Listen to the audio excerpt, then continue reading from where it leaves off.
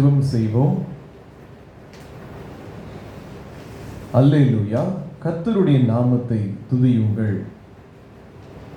கர்த்தருடைய வீட்டிலும் நமது தேவனுடைய ஆலய பிரகாரங்களிலும் நிற்கிறவர்களே, கர்த்தரை துதியுங்கள். கர்த்தர் நல்லவர், அவருடைய நாமத்தை கீர்த்தனம் பண்ணுங்கள், அது இன்பமானது. அன்பின் பரலோக பிதாவே, இந்த மாலை வேலைக்காக தேவனுக்கு நன்றி செலுத்துகிறோம். இந்த நாளில் பகல் முழுவதும் ஆண்டவரே உமது கிருபையால் எங்கள் பணிகளை நாங்கள் செய்து முடிக்கவும், இந்த மாலை நேரத்திலே கர்த்தருடைய பாதத்தில் நாங்கள் கூடி வருவோம், உடைய வசனங்களை தியானிக்கவும் ஆண்டவர் கொடுத்த கிருபைக்காய் தேவனுக்கு ஸ்தோத்திரம் செலுத்துகிறோம். இந்த ஆராதனையை பரிசுத்த ஆவியானவருடைய பிரசன்னத்திற்குள்ளாய் ஒப்புக் கொடுக்கிறோம். நீர் பிரசன்னராயிரும், எங்களோடு கூட பேசும். இயேசுவின் நாமத்தில் ஜெபிக்கிற நல்ல பிதாவே, ஆமென். ஆராதனை காரணமாகவும் தேவ நாம மகிமைக்காகவும் நாம் யாவரும் எழுந்து நின்று கீதங்களும் கீர்த்தனைகளும் 470 பாடுவோம். இயேசுவே கிருபாசன பதி. கீதங்களும் கீர்த்தனைகளும் 470 பாடுவோம்.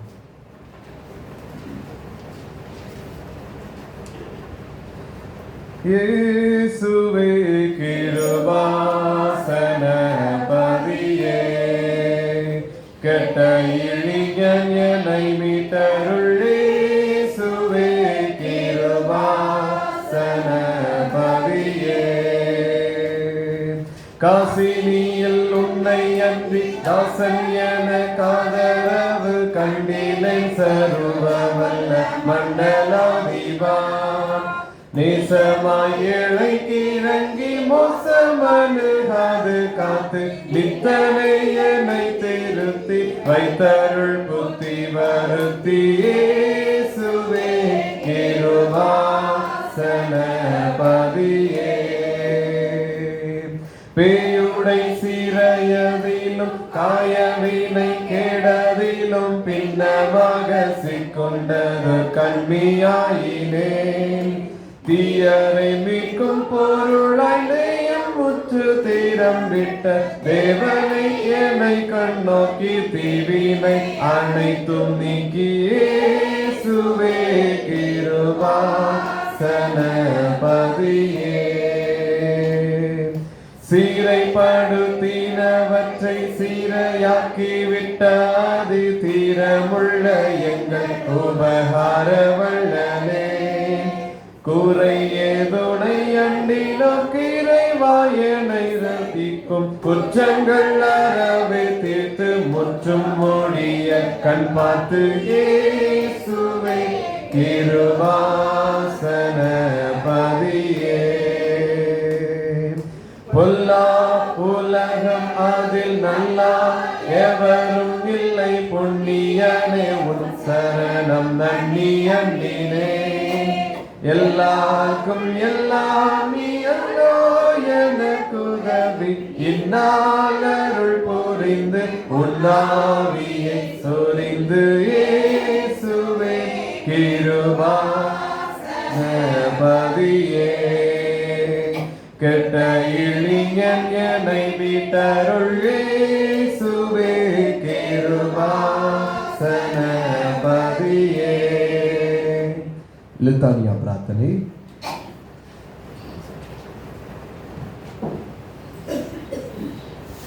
தேவனாகிய பரமபிதாவே, ஏழை பாவிகளாகிய எங்களுக்கு இரங்கும். லோக மேய்ப்பராயிருக்கிற தேவனாகிய குமாரனே, ஏழை பாவிகளாகிய எங்களுக்கு இரங்கும்.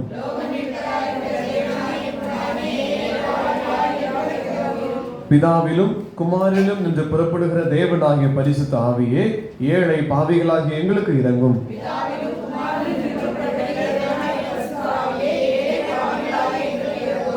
பரிசுத்தமும் ஆனந்தமும் மகிமையும் உள்ள திரித்துவமே, மூவராகிய ஏக தேவனே, ஏழை பாவிகளாகிய எங்களுக்கு இரங்கும்.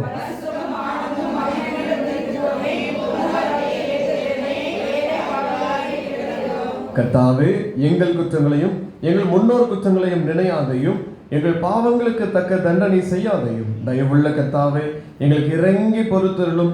மகா விலை உயர்ந்த மதுரத்தால் மீட்டுக் கொண்ட உம்முடைய ஜனமாகிய எங்கள் மேல் என்றைக்கும் கோபமாயிராமல் இறங்கி பொறுத்தருளும்.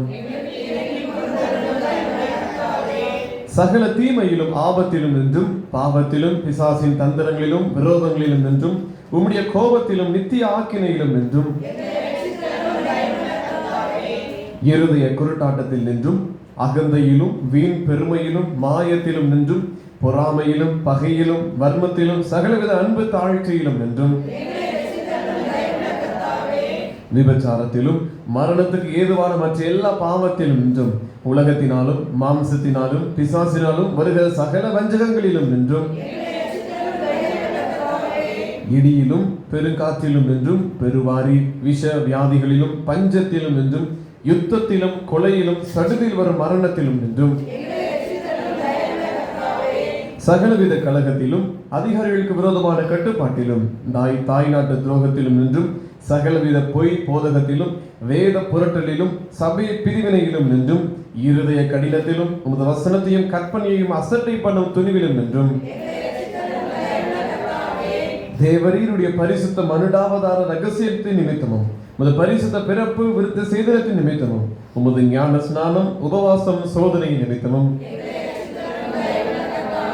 தேவரீருடைய மனவேதனை இரத்த வேர்வை நிமித்தமும் உமது சிலுவை பாடுகளின் நிமித்தமும் உமது அருமையான மரணத்தின் நிமித்தமும் நீர் அடக்கம் பண்ணப்பட்டது நிமித்தமும் மகிமையோட உயிர் தெழுந்து பரமண்டலத்துக்கு ஏறினது நிமித்தமும் பரிசுத்தாவி வந்தது நிமித்தமும் துக்கப்படும் காலத்திலும் சுகப்படும் காலத்திலும் மரண வேளையிலும் நியாய தீர்ப்பு நாளிலும் கர்த்தராகிய தேவனே, பாவிகளாகிய எங்களுக்கு செவி கொடுக்க வேண்டும் என்று பிரார்த்திக்கிறோம். எங்கும் உள்ள உமது பரிசுத்த சபையை சத்திய மார்க்கத்தில் நடத்தி ஆள வேண்டும் என்று எங்கள் குடியரசுத் தலைவரையும் மாநில ஆளுநர்களையும் நாடாளுவரையும் ஆசீர்வதித்து அவர்களை உமது பரம ஞானத்தால் நடத்தியுள்ள வேண்டும் என்று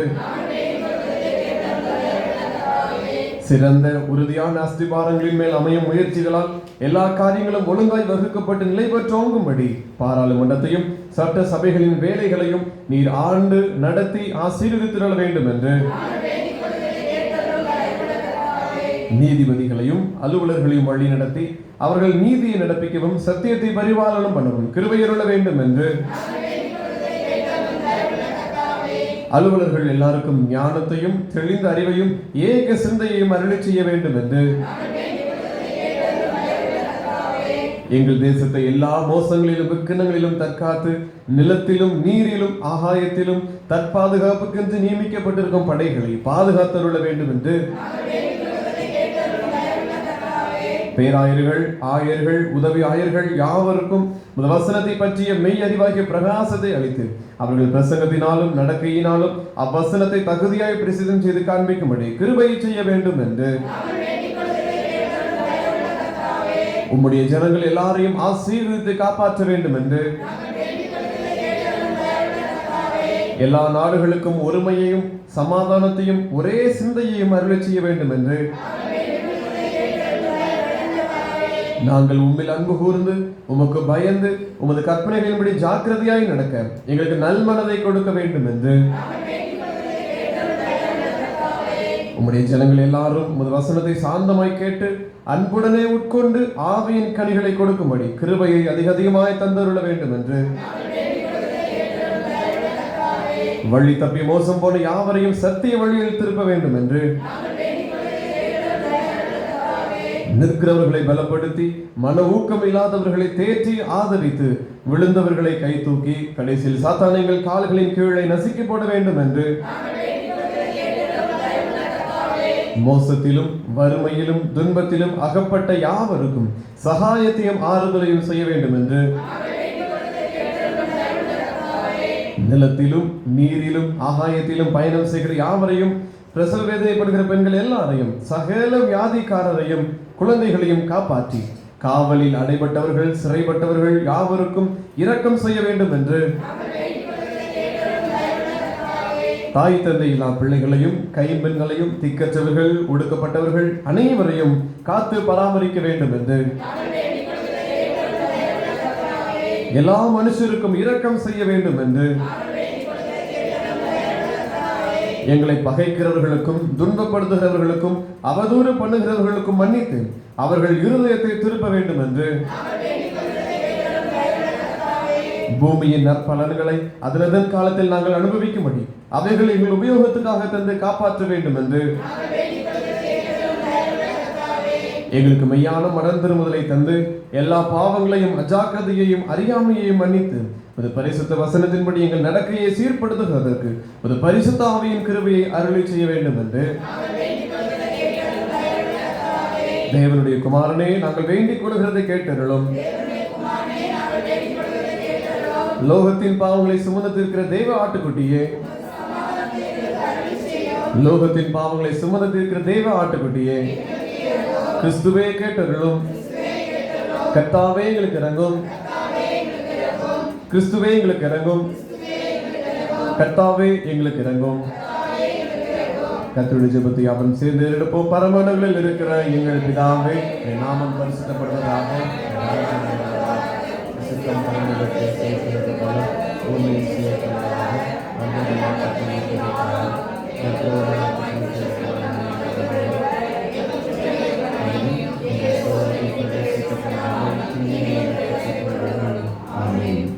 கர்த்தாவே, எங்கள் பாவங்களுக்கு தக்கதாக எங்களை தண்டியாதையும். ஜெபம் செய்வோம்.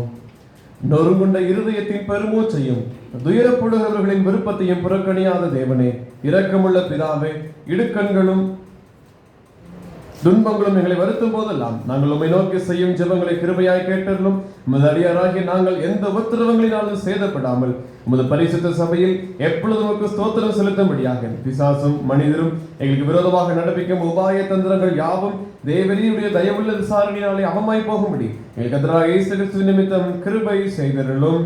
ஆமென்.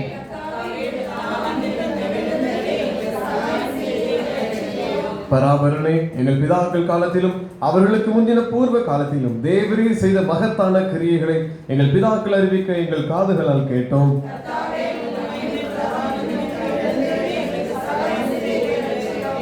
பிதாவுக்கும் குமாரனுக்கும் பரிசுத்த ஆவிக்கும் மகிமை உண்டாவதாக.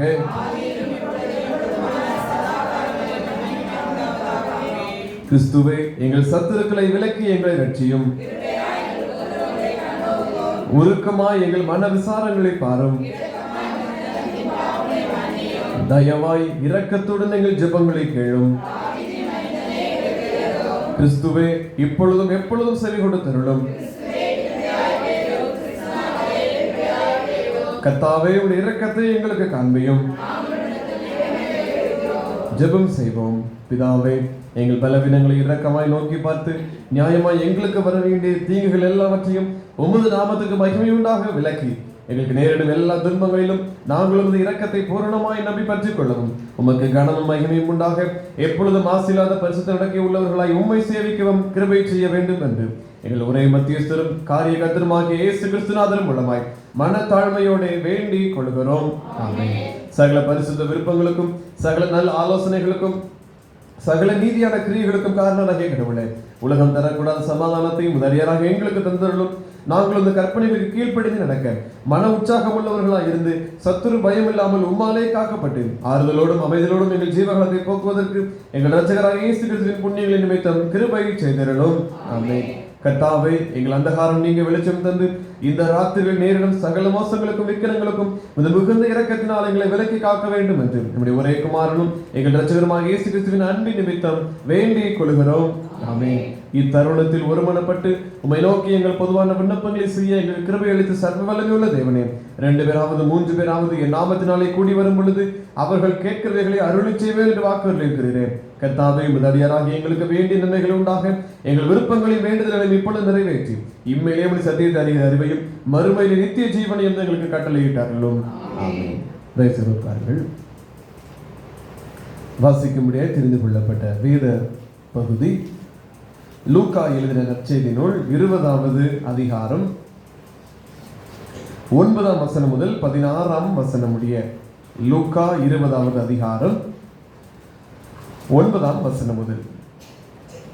பின்பு அவர் ஜனங்களுக்கு சொல்ல தொடங்கின உவமையாவது, ஒரு மனுஷன் ஒரு திராட்சை தோட்டத்தை உண்டாக்கி அதை தோட்டக்காரருக்கு குத்தகையாக விட்டு நெடுநாளாக புற தேசத்துக்கு போயிருந்தான். அந்த தோட்டக்காரன் திராட்சை தோட்டத்தின் கனிகளில் தன் பாகத்தை கொடுத்து அனுப்பும்படிக்கு பருவ காலத்திலே அவர்களிடத்தில் ஒரு ஊழியக்காரனை அனுப்பினான். அந்த தோட்டக்காரன் அவனை அடித்து வெறுமையாக அனுப்பிவிட்டார்கள். பின்பு அவன் வேறொரு ஊழியக்காரனை அனுப்பினான். அவனையும் அவர்கள் அடித்து அவமானப்படுத்தி வெறுமையாக அனுப்பிவிட்டார்கள். அவன் 3ஆம் தரமும் ஒரு ஊழியக்காரனை அனுப்பினான். அவனையும் அவர்கள் காயப்படுத்தி துரத்தி விட்டார்கள். அப்பொழுது திராட்சை தோட்டத்தின் எஜமான், நான் என்ன செய்யலாம்? எனக்கு பிரியமான குமாரனை அனுப்பினால் அவனையாகிலும் கண்டு அஞ்சுவார்கள் என்று எண்ணி அவனை அனுப்பினான். தோட்டக்காரர் அவனை கண்டபோது, இவன் சுதந்திரவாளி, சுதந்திரம் நம்முடையதாகும்படிக்கு இவனை கொல்லுவோம் வாருங்கள் என்று ஒருவரோடொருவர் சொல்லிக்கொண்டு அவனை திராட்சை தோட்டத்திற்கு புறம்பே தள்ளி கொன்று போட்டார்கள். இப்படி இருக்க திராட்சை தோட்டத்தின் எஜமான் அவர்களை என்ன செய்வான்? அவன் வந்து அந்த தோட்டக்காரரை சங்கரித்து திராட்சை தோட்டத்தை வேறு தோட்டக்காரரிடத்தில் கொடுப்பான் அல்லவா என்றார். அவர்கள் அதை கேட்டு அப்படி ஆகாதிருப்பதாக என்றார்கள். வாசிக்க முடியாது தெரிந்து கொள்ளப்பட்ட வேத பகுதி வாசித்தாயிற்று. இந்த நாளிலும் நம் தியானத்திற்காக ஆவிக்குரிய கலைகளிலே ஒவ்வொரு காரியங்களை நாம் தொடர்ச்சியாய் தியானித்துக் கொண்டு வருகிறோம். இந்த நாளிலே பேராசை என்று சொல்லப்படுகிற ஒரு கலையை குறித்து நாம் தியானிக்க இருக்கிறோம். வேதத்தின் அடிப்படையிலே பேராசை என்பதை குறித்து நாம் தியானிப்போம்.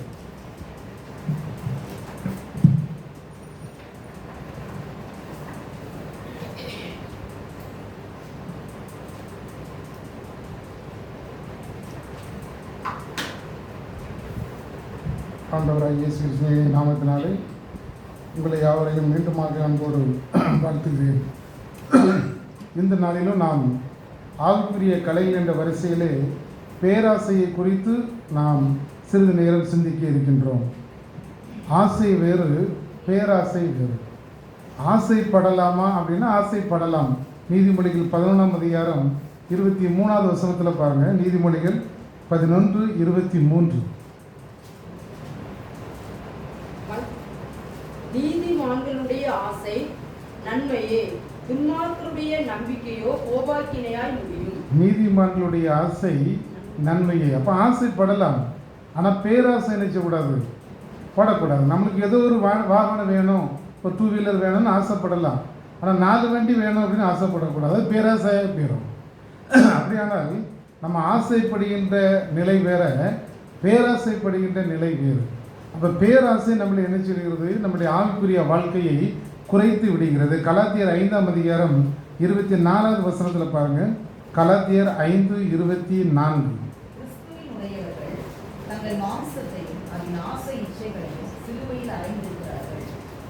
நம்ம எப்படி இருக்கிறோம்? நம்மளுக்கு நம்முடைய ஆசைகள், நம்முடைய பேராசைகள், நம்முடைய இச்சைகள் எல்லாத்திலையும் நாம் சிலுவையில் அறைந்திருக்கிறவர்களாக இருக்க வேண்டும். இந்த பேராசை என்பதற்கு விளக்கம் சொல்வதாக இருந்தால், இது ஒரு நேர்மையற்ற வாழ்க்கையை நம்மளுக்கு தரும். நம்ம ஆசைப்பட்ட ஒன்றும் இல்லை, நாம் பேராசைப்படும் போது நம்முடைய வாழ்க்கை நேர்மையற்றதாக மாறிவிடுகிறது. ஏன்னா பேராசைப்படும் போது எப்படியாவது நம்ம பணத்தை சேகரிக்கணும்னு நம்ம நினைக்கிற ஒரு சூழ்நிலை ஏற்படும் போது அது நேர்மையற்ற வாழ்க்கையை நம்மளுக்கு தருகின்றது. அடுத்தது, இந்த பேராசைனாலே பொறாமை ஏற்படுகின்றது. அடுத்த பொருட்களை நம்ம வாங்கணும், மேலும் மேலும் வாங்கணும்னு சொல்லும்போது இன்னும் வேணும் இன்னும் வேணும் இன்னும் வேணும்னு நினச்சோன்னா அது பொறாமை குணத்தை நம்மளே உருவாக்கி விடுகிறது. அதே போல் பார்த்திங்கன்னா இந்த பேராசை உறவுகளை அற்று விடுகிறது. நம் பேராசைப்படும்போது நம்ம சொந்தக்காரங்களுக்குள்ளே நினைச்சலாம் உறவுகள் இல்லாத ஒரு சூழ்நிலையை உருவாக்கி விடுகிறது, அல்லது இது திருப்தியற்ற ஒரு நிலையை காட்டுகிறது. பேராசை என்பது திருப்தியே இருக்காது. போதுமென்று மனதனுடைய கூடிய அதை இல்லை, இங்கே திருப்தி இல்லை. என்ன வேணும் என்ன வேணும் என்ன வேணும்னு நம்ம சேர்க்கிறோம். எதுக்கு சேர்த்து அப்படிங்கிறத பற்றி நம்ம நினைக்கிறது, எதுவும் யோசிக்கிறது இல்லை. நம்ம போகும்போது ஒன்று கொண்டு போகிறதும் இல்லை, கொண்டு வந்ததும் இல்லை. அப்போ நம்ம போகும்போது ஒன்று கொண்டு போகலன்னா நம்ம பேராசை நம்ம எதுக்கு சேர்க்கணும்? அப்படி சேர்க்கும்போது தான் அநேக நேரங்களில் நாம் தவறுகிறவர்களாக மாறிவிடுகிறோம். பனி பிரதேசத்திலே வாழ்கின்ற 2 கரடிகளை குறித்து ஒரு கதை உண்டு. இந்த கரடிகள் தங்களுக்குள்ளே பேசிக்கொண்டே நமக்கு ஒரு வீட்டை கட்டி கொள்ளலாம் என்று.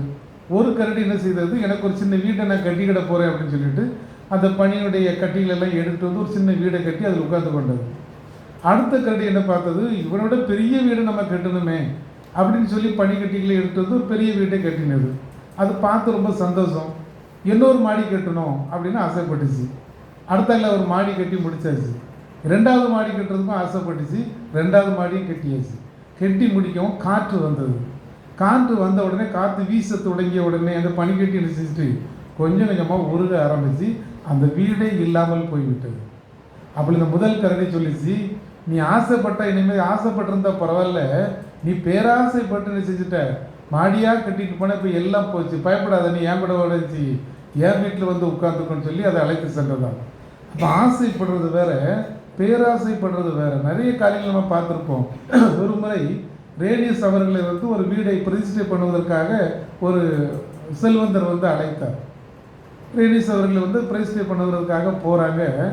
வீட்டை பார்த்த உடனே கொஞ்சம் அசந்துட்டார். அவ்வளோ பெரிய வீடு, 2 நபர்கள் தான் தங்கணும். வீடு பார்த்தீங்கன்னா ரொம்ப பெருசாக இருந்தது. அதனால் வேதனையோடு இவ்வளோ பெரிய வீட்டா என்று சொல்லுது, அந்த வீட்டை பிரதிஷ்டையை பண்ணாமல் அது திரும்பி வந்து விட்டார்.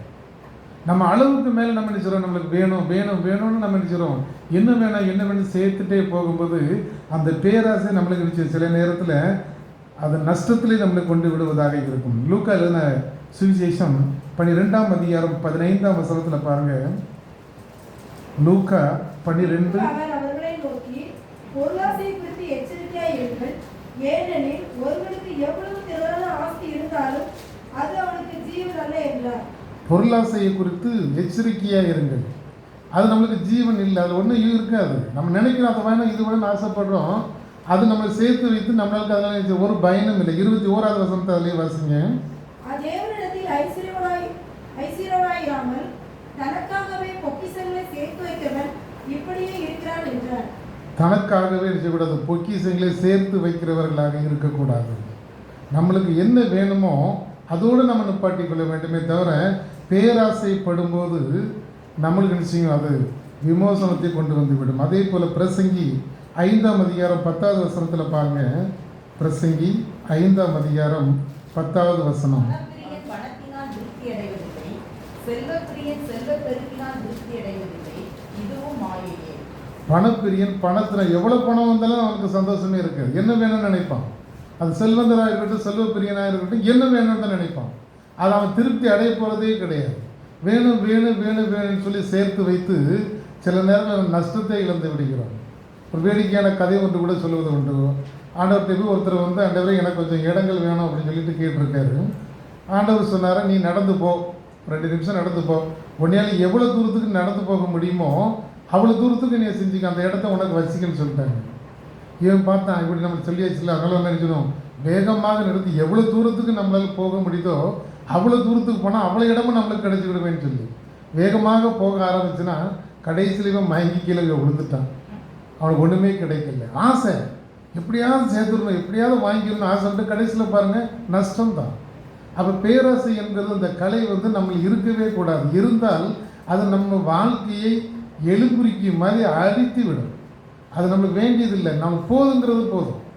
அப்போ நம்ம இதில் இருந்து நம்ம 2 விதமான கருத்துக்களை நாம் கற்றுக்கொள்ள முடியும் இந்த பேராசை என்ற இதில் இருந்து. முதலாவது, நம்மளுக்கு போதும் என்ற மனம் வேறு. இருக்கிறது நம்மளுக்கு போதும், நிறைய நம்மளுக்கு தேவையில்லை. நம்மளுக்கு எக்ஸ்ட்ரா வச்சு என்ன பண்ணுறது, அது மெயின்டைன் பண்ணுறதே கஷ்டம். ஒரு பெரிய வீட்டை நம்ம தான் கட்டுறோம்னு வைங்களேன், அந்த ரூமெல்லாம் நம்ம பெருக்கி சுத்தமாக்கி நம்மளால் முடியுமா? முடியாது. அது மெயின்டைன் பண்ணுறது ரொம்ப கஷ்டம். அப்போ முதல்ல பாருங்கள், போதும் என்ற மனம்.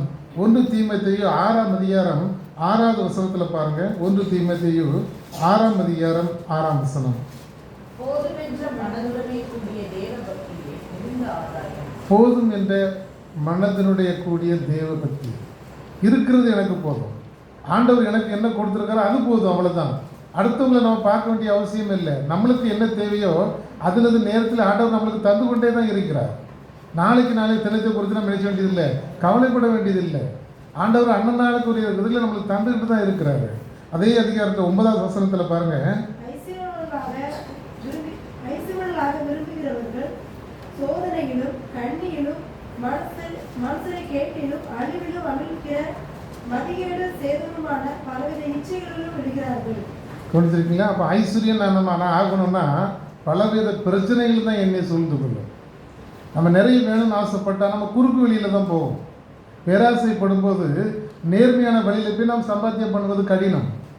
அப்போ பாருங்கள், நமக்கு அது சொன்ன அந்த பிரச்சனைகள் எல்லாமே வந்துடும். நான் ஐஸ்வர்யவன் ஆகணும்னு நான் நினச்சேன்னா இந்த பிரச்சனைகள் அத்தனையும் என்ன செய்யும், என்னை சூழ்ந்து கொள்ளும். அதே அதிகாரத்தில் 11வது வசனம் பாருங்கள். நீயோ தேவனுடைய மனுஷனே, இவைகளை விட்டோடி நீதியையும் தேவ பக்தியையும் விசுவாசத்தையும் அன்பையும் பொறுமையையும் சாந்த குணத்தையும் அடையும்படி நாடு. இந்த 10வது வசனத்தையும் வாசிங்க. பண ஆசை எல்லா தீமைக்கும் வேறாய் இருக்கிறது.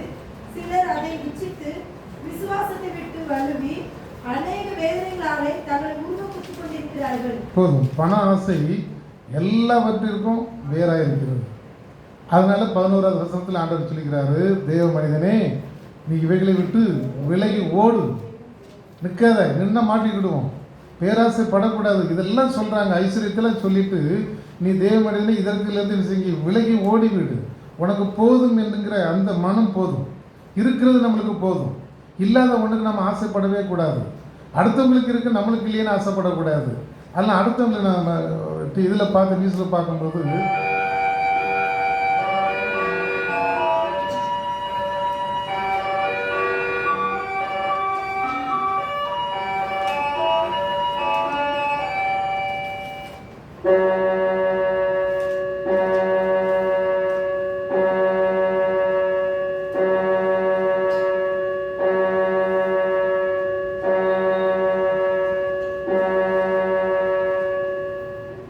நேரம் மாலை 7 மணி. நான் உனக்கு போதித்து நீ நடக்க வேண்டிய வழியை உனக்கு காட்டுவேன். உன்னே என் கண்ணை வைத்து உனக்கு ஆலோசனை சொல்வேன். சங்கீதம் 32:8. திருமணமான தம்பதியர் தங்களுக்கு கிடைத்த கணவன் அல்லது மனைவியும் போதும் அப்படின்னு நம்ம நினைக்கணும். அடுத்தவங்களை பார்த்தா ஐயோ அந்த மாதிரி நம்மளுக்கு மனைவி கிடைக்கலையே, அல்லது அந்த மாதிரி கணவன் நம்மளுக்கு கிடைக்கலையே, அப்படி நம்ம சிந்திக்கவே கூடாது. அப்படி சிந்திக்கும் போது தான் அநேக நேரங்களில் நம்ம பிரச்சனைக்குள்ளே போய் மாட்டிக்கொள்கிறோம். ஆண்டவர் நம்மளுக்கு என்ன கொடுத்துருக்கோ அது போதும். ஆண்டவரே நான் கொடுத்த மனைவிக்காக தோற்றுருவோம் அல்லது கணவனுக்காக தோற்றுருவோம், அது போதும். அதில் தான் நாம் நிலைத்திருக்க வேண்டுமே தவிர மற்றவர்களை பார்த்து அந்த ஆடம்பரத்தை பார்த்து அதற்காக நாம் பேராசை கொள்வது தவறான காரியம். 2வது பாருங்க, மனரம்யமான வாழ்க்கை. மனரம்யமான வாழ்க்கை பிலிப்பியர் 4ஆம் அதிகாரம் 11-12 வசனத்தில் பாருங்க. பிலிப்பியர் 4 பவுல் சொல்லுவார். பிலிப்பியர் 4ஆம் அதிகாரம் 11வது வசனம். நான் இப்படி சொல்லுவதில்லை, ஏனெனில் நான் எந்த நிலைமையில் இருந்தாலும் மன ரம்யமாய் இருக்க கற்றுக்கொண்டேன். தாழ்ந்திருக்கும் எனக்கு தெரியும், வாழ்ந்திருக்கும் எனக்கு தெரியும். எவ்விடத்திலும் எல்லாவற்றிலும் திருப்தியாய் இருக்கவும், பட்னியாய் இருக்கவும், பரிபூர்ணம் அடையவும், குறைபடவும் போதிக்கப்பட்டேன். போதும். பவுலை குறித்து நாம் இந்த இடத்துல பார்க்குறோம். அவர் சொல்லுகின்ற வார்த்தை, அந்த காலத்தில் வாழ்ந்தவர்களில் பவுல் பெரிய பணக்காரர், ஐஸ்வர்யவான். அவன் எல்லாவற்றையும் விட்டு தான் ஒரே ஒரு வார்த்தையில் இழுக்கப்பட்டு தான் ஆண்டவரோடு வர்றாரு. அவர் அநேக கஷ்டங்களை சிறைச்சாலையிலெல்லாம் இருந்தவர் தான். அவருடைய செய்திகளை கேட்டே பொறாமைப்பட்டவர்களாம் நிறைய பேர் உண்டு. அப்படிப்பட்டவர் தான் சொல்கிறாரு, நான் மனோரம்யமாக வாழ கற்றுக்கொண்டேன். அந்த 12வது வசனத்தில் பார்த்தோம், அவர் எனக்கு வாழ்ந்திருக்கவும் தெரியும், தாழ்ந்திருக்கவும் தெரியும். வாசிங்க, தொடர்ந்து வாசிங்க. வாழ்ந்திருக்கவும் தெரியும், தாழ்ந்திருக்கவும் தெரியும். எவ்விடத்திலும் எல்லாவற்றிலும் திருப்தியாய் இருக்கவும், பட்னியாய் இருக்கவும், பரிபூர்ணம் அடையவும், குறைபடவும் போதிக்கப்பட்டேன். எல்லாமே கற்றுக்கொண்டவர். அப்போ அவங்களுடைய மனசு எப்படி இருக்கு? மனரம்யம், போதும், சந்தோஷமான ஒரு வாழ்க்கை, ஆண்டவருக்காக வாழ்க்கை, அவ்வளவுதான். வேறு எதை பற்றி அவர் கவலைப்படவே இல்லை. அவருடைய வாழ்க்கை நம்ம பார்க்கும்போது, அவருடைய பிரசங்க காலங்களெல்லாம் பார்க்கும்போது ஒரு இடத்துல அவர் உட்கார மாட்டார், ஓடிக்கிட்டே இருப்பார். எல்லா இடத்துக்கும் போய் சுவிசேஷத்தை சொல்லி எவ்வளவோ மக்களை தன்னண்டை இழுத்த ஒரு நபர். அவர் சொல்கிறாரு, நான் மனோரம்யமாக வாழ கற்றுக்கொண்டேன். அப்போ ஆண்டவர் மூலமாக ஆண்டவரை ஏற்றுக்கொண்டதுனால அவருக்கு அந்த மனோரம்யம் வந்து விட்டது. போதும், சந்தோஷம், அவ்வளோதான். அப்போ அந்த மாதிரி நம்ம நினைச்சோம், ஆசை இல்லாமல் இருக்கணும். ஏன்னா அவர் ஆசைப்பட்டு இருக்கலாம், மற்றது எவ்வளவோ கிடைச்சிருக்கோம். அவர் ஆசைப்படவே இல்லை. ஒவ்வொரு மக்களுக்காக தான் அனுதினமும் ஜெபித்தார், ஒவ்வொருவருக்காக செய்திகளை சொன்னார். தனக்குன்னு அவர் வாழவே இல்லை. ஆண்டவரை போல அவர் இல்லை, தனக்குன்னு வாழலை. அவருக்கு பிறனுக்காக தான் வாழ்ந்தவர் ஒரு நபர், ஐஸ்வர்யமானவர். ஆனால் அவர் சொல்கிறாரு, மனோரம்யமாக வாழ நான் கற்றுக்கொண்டேன். அதனால் நம்ம பேராசை என்கிற அந்த ஆவிக்குரிய கலை நம்மிலிருந்து நீக்கப்பட வேண்டும் அல்லது பிடுங்கப்பட வேண்டும். ஆசைப்படுறது தப்பு இல்லை, பேராசைப்படுவது தான் தப்பு. அப்போ ஆண்டவருடைய சமூகத்தில் நிற்கிற நாம் இந்த பேராசையை நம்மை விட்டு அகற்ற வேண்டும். இந்த நாட்களில் ஆண்டவர் நமக்கு ஒருவேளை எனக்கு பேராசை இருக்குமானால், ஆண்டவரே இந்த பேராசை என்னை விட்டு எடுத்து போடுங்க. வாசியை கட்ட பகுதியில் பார்த்தீங்களா, லூக்கா 20ஆம் அதிகாரத்தில் அங்கே பார்த்தீங்கன்னா திராட்சை தோட்டத்தை குறித்து சொல்லியிருக்கு. அந்த தோட்டக்காரர்களுக்கு ஒரு பேராசை, எப்படியாவது தோட்டத்தை நம்ம என்ன செஞ்சு விடணும், எடுத்து கொடுக்கணும்னு சொல்லி தான் ஒவ்வொரு ஊழியக்காரனா அவர் அனுப்ப அவங்களெல்லாம் அடித்து விரட்டி விடுறான். கடைசி அவர் என்ன செய்கிறாரு, தன்னுடைய சொந்த குமாரனை அனுப்புகிறாரு. இவனுக்கு தான் பயிர் வாங்க அப்படின்னு நினச்சி அவங்க என்ன செஞ்சாங்க, இவன் தான் சுதந்திரவாளி, இவனை கொண்டுட்டானா தோட்டம் நம்மளுக்கு வந்துடும் அப்படிங்கிறதுல அவனை கொண்டே போட்டு விட்டார். அதே போல தான் ஆண்டவரும் தன்னுடைய சொந்த குமாரனை தான் நம்மளுக்கு உலகத்துக்கு அனுப்பினார். வேறு யார் சொல்லி நம்ம கேட்க மாட்டோம்.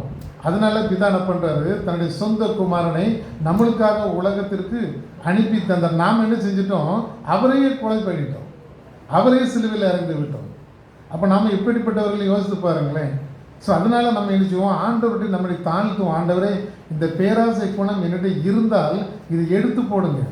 ஆண்டவர்கிட்ட நம்ம சரண்டர் ஆகும்போது ஆண்டவர் நம்மளுக்கு என்ன செய்வார், ஆசீர்வாதங்களை கூட தான் தருவார். ஏன்னா தேவனுடைய பிள்ளைகளை கட்டுப்போவது அவருடைய சித்தமே அல்ல. அப்போ ஆனால் நம்ம என்ன செய்யணும், நம்ம தேவைக்கு ஏற்றதே நம்ம ஆண்டவர்கிட்ட கேட்கும்போது நம்ம தேவைகளை அனுதினம் சந்திக்கூடிய தேவன் இந்த பேராசை என்ற கலையை நம்மளுக்கு எடுத்து போட வல்லவராக இருக்கிறார். அப்படி நம்ம பேராசை எடுத்து போடும்போது ஆண்டவருடைய கிருபை, ஆண்டவருடைய ஆசீர்வாதங்களை நாம் பெற்றுக்கொள்ள முடியும்.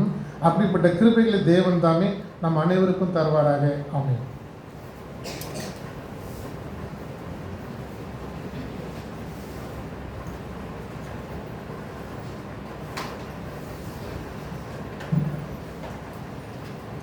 ஜெபம் செய்வோம்.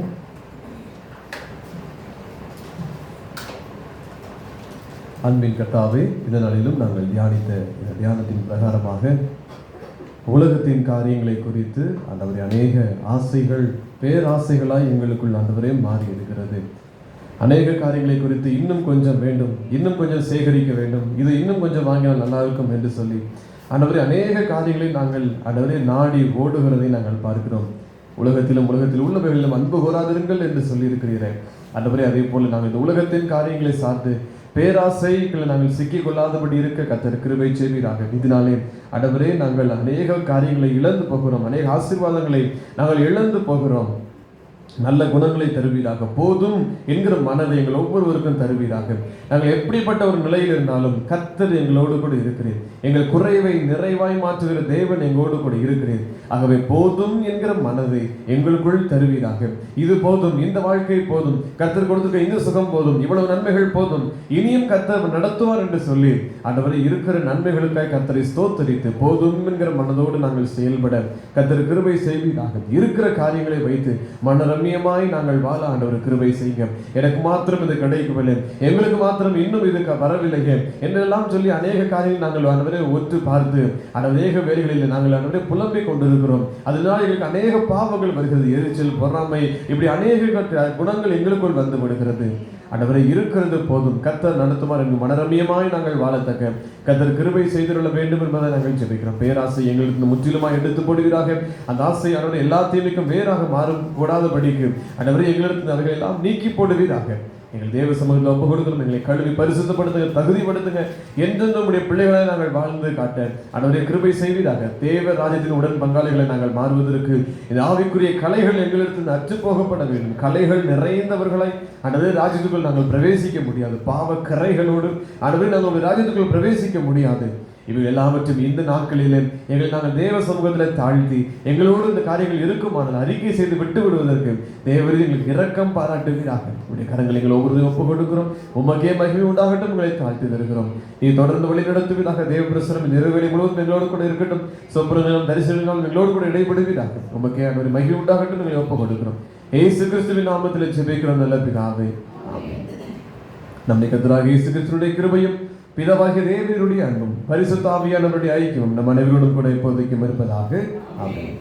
இந்த காலத்தில் கர்த்தரே உம் பாதத்தில் பணிவோம் முழந்தாளில் தீர்ப்பு நாள் வரும் முன்னே எங்கள் பாவம் உணர்ந்தே கண்ணை சிந்தையேவுமே மோட்ச வாசல் இயேசுவே போட்டு முன் எம் பேரிலே தூய ஆவி ஊற்றுமே உன் உந்தன் இரத்த வேர்வையால் செய்த மாமன் தாட்டினான் சாக சம்மதித்ததால் சீயோன் நகர் காய் கண்ணீர் வேற்றதாலும் தேவரீ எங்கள் மேலிறங்குவி நாங்கள் உம்மை காணவே அருள் காலம் போமுன்னே தஞ்சம் நீயும் இயேசுவே. ஆமென். கர்த்தர் உங்களோடு இருப்பாராக. தேவ சமாதானத்தோடு சென்று வருவோம்.